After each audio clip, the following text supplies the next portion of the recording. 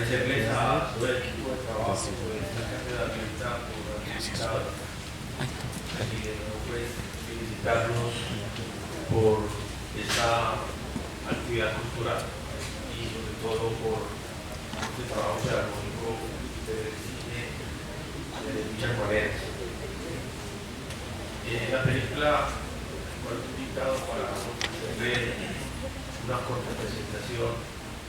se llama Melancolía. Quiero hacer algunas anotaciones muy rápidas para no extenderme demasiado y poder hacer algunas observaciones al final de la película o algún tipo de conversatorio. Hoy el cine va a jugar muy importante dentro de la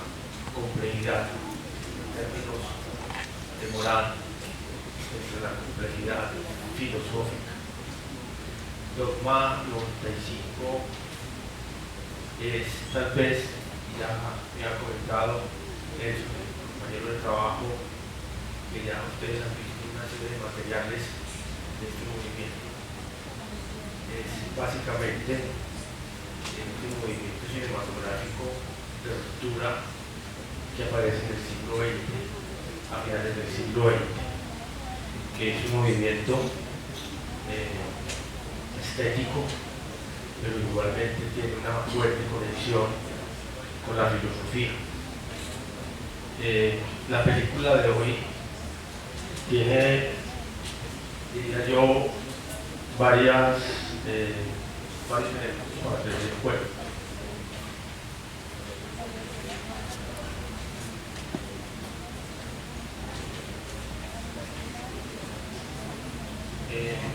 Lo primero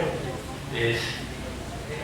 que la película de hoy obedece a todo un trayecto cinematográfico de este gran director, que no es el único, que ha venido trabajando en esta línea de ruptura frente a la estética cinematográfica. Sabemos, por ejemplo, que la gran película La Reina Infiel, que fue estrenada hace 3 años, que retoma el asunto de la ilustración en Dinamarca, es del movimiento de Dogma 95. La Baudry es un director que ha mantenido sus ideales de naturalismo filosófico, para decirlo de alguna manera, porque la película y la propuesta que hace la Baudry es volver a una filosofía naturalista, donde las expresiones, donde el ser en sí habla por sí solo, donde hay una expresión casi existencialista de sus personajes, hay una descomposición del ser de sus personajes. Esta película de hoy, le decía a modo de tinto antes de empezar la sección, que recuerda mucho esta película donde está la imagen de la celebración, porque todo ocurre perfectamente igual en la celebración, genuinamente un matrimonio. La película de hoy está en ese sentido. No sé si los anteriores colegas han hecho referencia a estos antecedentes de esta película, de este director, en particular de este movimiento. Indudablemente, cuando hacemos referencia a la Baudry o en particular al movimiento cinematográfico Dogma 95, se nos viene a la cabeza uno de los padres más importantes del cine de Dinamarca, que es Karl Dreyer. Una hermosa película que se llama La Pasión de Juana de Arco, una película muy referenciada dentro de la historia del cine. Karl Dreyer es el padre, ya que uno va a pensar, de este gran movimiento cinematográfico de Dogma 95, muy referenciado, no solamente porque con el mismo origen, Dreyer es de origen de Dinamarca, sino que Dreyer fue el impulsor del cine danés en el mundo, junto con otros directores. En Dreyer encontramos esta herencia de Dogma, un acercamiento fuertemente a la filosofía de la existencia. También quiero plantear que Dinamarca, al igual que otros países de Europa, fueron invadidos por los alemanes. Yo creo que ese elemento geopolítico hay que tener en cuenta en sus películas, porque precisamente en Dogma 95, seguramente lo hemos visto en las otras películas de este gran director, hay una gran pregunta por la existencia y por la descomposición del ser en relación con los otros. Creo también que Dreyer no solamente alimenta este gran movimiento cinematográfico, sino que influye también demasiado en otro gran director que tiene algunas coincidencias temáticas con el movimiento Dogma 95, que es el gran director sueco Ingmar Bergman. Pienso que es un referente que igual para Bergman, Carl Dreyer fue otro referente en sus películas, porque hay unas coincidencias. Yo que estoy haciendo ahora esa tesis de doctorado de Bergman, su posición filosófica del cine, repasando estas películas de la Boutrier, no con el rigor obviamente que hay que hacerlo cuando una película de estas establece un rigor filosófico, la película es profundamente filosófica. Veo muchas coincidencias en este cine nuevo, un retomar de estos directores que pensaron la vida y la muerte a través de ese ambiente y lo político que fue la Segunda Guerra Mundial. A mí me parece que el Dogma 95 hay que mirarlo también desde ese contexto político y filosófico. Y aparece otro director, que es Jean-Luc Godard, director francés, y las películas de Dogma 95 tienen un híbrido, que parecen un poco el tema musical, que al mezclarlo constituye una nueva estética, que es la estética de Dogma 95. O sea, con Dreyer hay una presencia del rostro cinematográfico, hay una presencia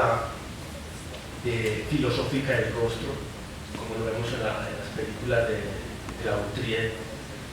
Ahí hay una herencia fuerte de este gran director, como le he estado diciendo. Pero en la presencia de Godard en el cine, sabe que Godard fue un director de cine francés, todavía está vivo, un gran maestro, tiene alrededor de 80 y pico de años. Hizo su última película, es una película bellísima, muy de este corte que vamos a ver hoy, esa pregunta por el medio ambiente, por el mundo, qué pasa en el mundo, ¿cierto? Como que introduce hoy la película de Melancolía, que se llama Adiós al lenguaje. Esta última película de Godard, que es un maestro, y estos directores nuevos han bebido mucho de este gran director, y obviamente referenciado en una época mucho por Gilles Deleuze. Gilles Deleuze tuvo muchos acercamientos con la propuesta del cine de Godard. Este es un gran ejemplo de esa influencia. Entonces lo que hace Dogma 95 es hacer una especie de híbrido entre una concepción filosófica del rostro que me parece en Carl Dreyer, en La Pasión de Juana de Arco, una concepción de cine de autor que aparece en el movimiento cinematográfico de la nueva obra francesa de los años 60, y que a la cual seguramente Godard nunca ha renunciado, y es lo que se llamó en esa época cine de autor, donde la cámara, sin artificios, sin técnicas sofisticadas, sino que como dije ahora, hay una cierta naturalidad de los personajes, hace que en Dogma 95, como he estado planteando, establezca un híbrido entre una concepción clásica del cine con Carl Dreyer y una concepción, para decirlo de alguna manera, moderna del cine de Godard. Por eso, cuando uno ve esta esta película y casi todas las películas de Dogma 95, cuando la dirige la Trier, la cámara es casi en hombro, una cámara que tiene unos cortes, como lo vamos a ver, y usted lo ha visto también en las otras películas de Dogma, los cortes inesperados. Los actores, hay una puesta en escena teatral muy exigente, porque a veces son planos largos. Hay un ejercicio filosóficamente muy interesante en estas películas, en la cual me parece, de verdad los felicito, porque es un cine de mucha exigencia del espectador, porque no es un cine que tiene en sí mucha acción, pues para ser sincero, sino que la fuerza de los personajes está en sus sentimientos, en sus rostros, en las formas de ver el mundo. Y esa forma como Lautrier y como Godard y como Candrés en su momento empieza a develar en el otro, en la búsqueda del hombre, en esa mirada sartreana y heideggeriana de la existencia, de ver al otro, ahí de ver lo diabólico en el otro. Para usar el término sartreano, el diablo está en el otro, pero también está en mí, ¿cierto? Entonces también hay un acercamiento, no solamente estéticamente en términos del cine en esta obra, sino también hay un acercamiento en términos filosóficos. Yo creo que es muy importante hacer esta referencia a esta gran película. Esas son mis hipótesis porque he sido un espectador de la obra de la Lautrier, no la he visto toda, pues aquí menciono algunas películas que he visto, no he tenido el gusto de estudiarlas con el rigor que merecen de una obra de estas en pleno de tanto apogeo industrial, de tanto mercado, disculpen si soy un poco grosero, de tanta basura cinematográfica que hay hoy en las carteleras. Y encontrar una propuesta de estas en medio de esta globalización, de este mundo rápido, entonces es bastante refrescante para nosotros que hemos vivido de alguna manera de este cine europeo, del francés, de algún sector del cine norteamericano también, hay que decirlo, del cine sueco, y aparece esta gran bella propuesta, y lo más bello de todo es que continúan con esa propuesta, porque por ejemplo Lipomaniaca, sus últimas dos películas son de una exigencia muy fuerte del espectador y ellos siguen insistiendo en esa postura filosófica de la existencia. Por eso a mí me parece muy bella esta película en su introducción, como lo vamos a ver, esa visión mundo, que es la visión del hombre, no es la visión de la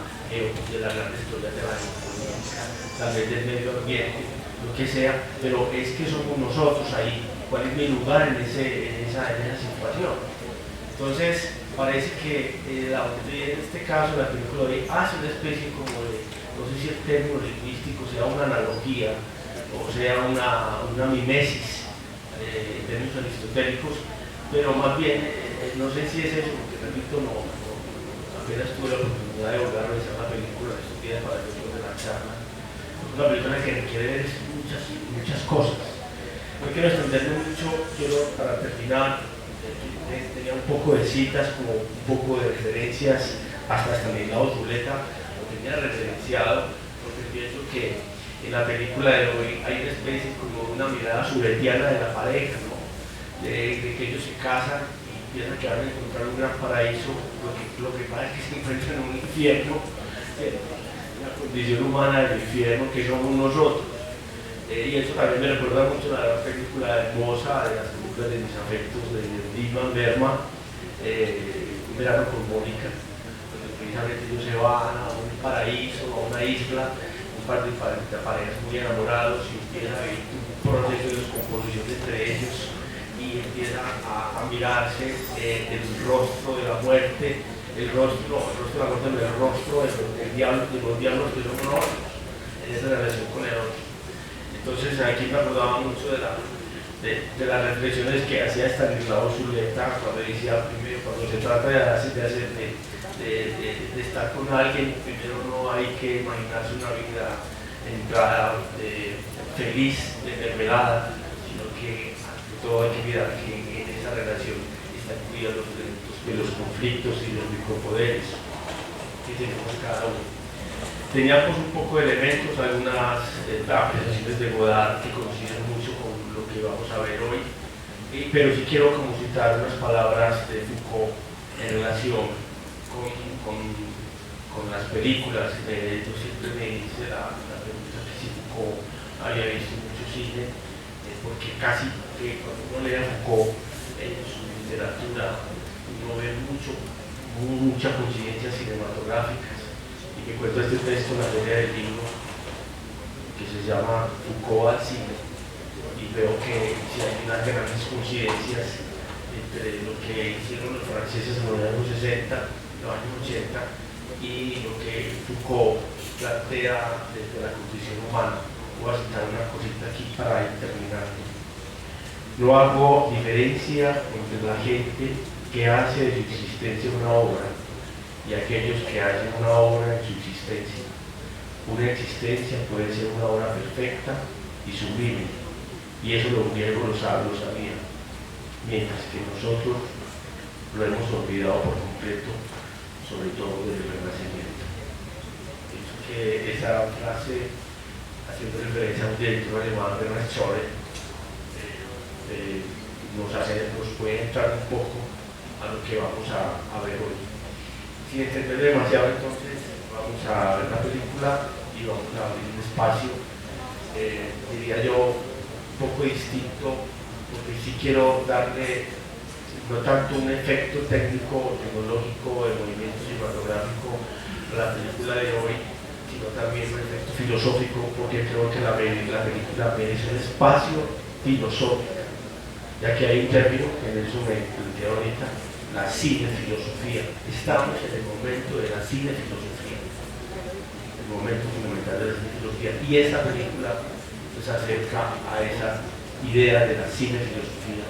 y no esa gran filosofía a veces tediosa, aburridora, que citamos a los aristotélicos, a los platónicos, al mismo Eles. No, es una filosofía que nos está hablando de nosotros mismos. La película nos habla de nosotros mismos, de lo que somos nosotros en el universo de la existencia, básicamente. Entonces va a tratar al final de la película